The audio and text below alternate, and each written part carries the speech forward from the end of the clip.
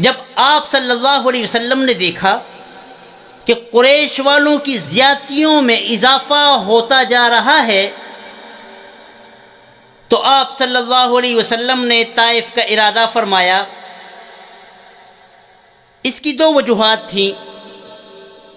ایک وجہ یہ تھی کہ آپ کی رضاعت کے ایام قبیلہ بنو سعد میں گزرے تھے جو طائف کے قریب تھا۔ دوسری وجہ یہ تھی کہ طائف میں قبیلہ بنو ثقیف کی بڑی جماعت ہے، اگر وہ مسلمان ہو جائے مسلمانوں کو ان تکلیفوں سے نجات ملے اور دین کے پھیلنے کی بنیاد پڑ جائے۔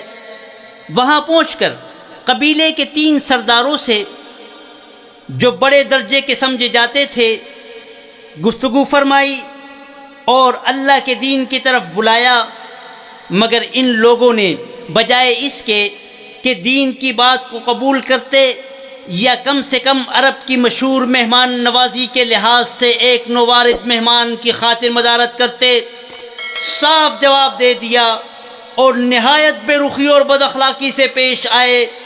ان لوگوں نے یہ بھی گوارا نہ کیا کہ آپ یہاں قیام فرما لیں۔ جن لوگوں کو سردار سمجھ کر بات کی تھی کہ وہ شریف ہوں گے اور مہذب گفتگو کریں گے، ان میں سے ایک شخص بولا، اوہ، آپ ہی کو اللہ نے نبی بنا کر بھیجا ہے۔ دوسرا بولا، اللہ کو تمہارے سوا کوئی دوسرا نہیں ملا تھا جس کو رسول بنا کر بھیجتے۔ تیسرے نے کہا، میں تجھ سے بات کرنا نہیں چاہتا، اس لیے اگر تو واقعی نبی ہے جیسا کہ تیرا دعویٰ ہے تو تیری بات سے انکار کر دینا مصیبت سے خالی نہیں، اور اگر یہ جھوٹ ہے تو میں ایسے شخص سے بات کرنا نہیں چاہتا۔ اس کے بعد ان لوگوں سے نا امید ہو کر رسالت مآب صلی اللہ علیہ وسلم نے اور لوگوں سے بات کرنے کا ارادہ فرمایا کہ آپ صلی اللہ علیہ وسلم تو استقامت اور ہمت کے پہاڑ تھے، مگر کسی نے بھی قبول نہ کیا، بلکہ بجائے قبول کرنے کے حضور صلی اللہ علیہ وسلم سے کہا کہ ہمارے شہر سے فوراً نکل جاؤ اور جہاں تمہاری چاہت کی جگہ ہو وہاں چلے جاؤ۔ حضور اقدس صلی اللہ علیہ وسلم جب ان سے بالکل مایوس ہو کر واپس جانے لگے تو ان لوگوں نے شہر کے لڑکوں کو پیچھے لگا دیا کہ آپ صلی اللہ علیہ وسلم کا مذاق اڑائیں، تالیاں پیٹیں، پتھر ماریں، حتیٰ کہ آپ کے دونوں جوتے خون کے جاری ہونے سے رنگین ہو گئے۔ حضور اقدس صلی اللہ علیہ وسلم اسی حالت میں واپس ہوئے۔ جب راستے میں ایک جگہ ان شریروں سے اطمینان ہوا تو حضور اکرم صلی اللہ علیہ وسلم نے یہ دعا مانگی، اے اللہ، تجھ ہی سے شکایت کرتا ہوں، میں اپنے کمزوری اور بے کسی کی اور لوگوں میں ذلت اور رسوائی کی۔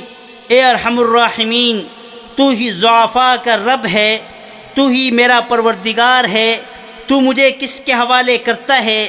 کسی اجنبی بیگانے کے جو مجھے دیکھ کر ترش ہوتا ہے اور منہ چڑھاتا ہے، یا کسی دشمن کے جس کو تو نے مجھ پر قابو دے دیا؟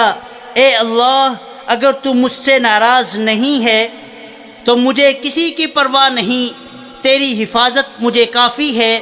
میں تیرے چہرے کے اس نور کے طفیل جس سے تمام اندھیریاں روشن ہو گئی ہیں اور جس سے دنیا و آخرت کے سارے کام درست ہو جاتے ہیں، اس بات سے پناہ مانگتا ہوں کہ مجھ پر تیرا غصہ ہو یا مجھ سے تو ناراض ہو۔ تیری ناراضگی کا اس وقت تک دور کرنا ضروری ہے جب تک تو راضی نہ ہو، نہ تیرے سوا کوئی طاقت ہے نہ قوت۔ مالک الملک کی شان قہاری کو اس پر جوش آنا ہی تھا۔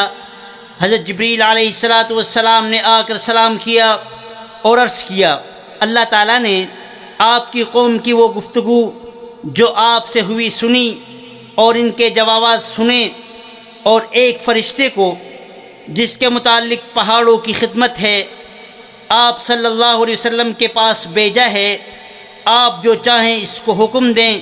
اس کے بعد اس فرشتے نے سلام کیا اور عرض کیا کہ جو ارشاد ہو اس کی تعمیل کروں، اگر ارشاد ہو دونوں جانب کے پہاڑوں کو ملا دوں جس میں یہ سب درمیان میں کچل جائیں، یا جو سزا آپ تجویز فرمائیں۔ حضور صلی اللہ علیہ وسلم کی رحم و کریم ذات نے جواب دیا کہ میں اللہ سے اس کی امید رکھتا ہوں اگر یہ مسلمان نہیں ہوتے تو ان کی اولاد میں ایسے لوگ پیدا ہوں گے جو اللہ کی عبادت و پرستش کریں گے۔ سیرت ابن کثیر میں منقول ہے طائف والوں نے آپ صلی اللہ علیہ وسلم کو ٹھکرا دیا۔ اللہ تبارک و تعالی نے آپ کو معراج کے لیے آسمانوں پر بلایا اور بتا دیا، اے انسانوں، اگر تم میرے نبی کا استقبال کرنے سے انکار کرو گے تو میں آسمانوں کے فرشتے کو آپ کے استقبال کے لیے صفیں باندھنے کا حکم دوں گا۔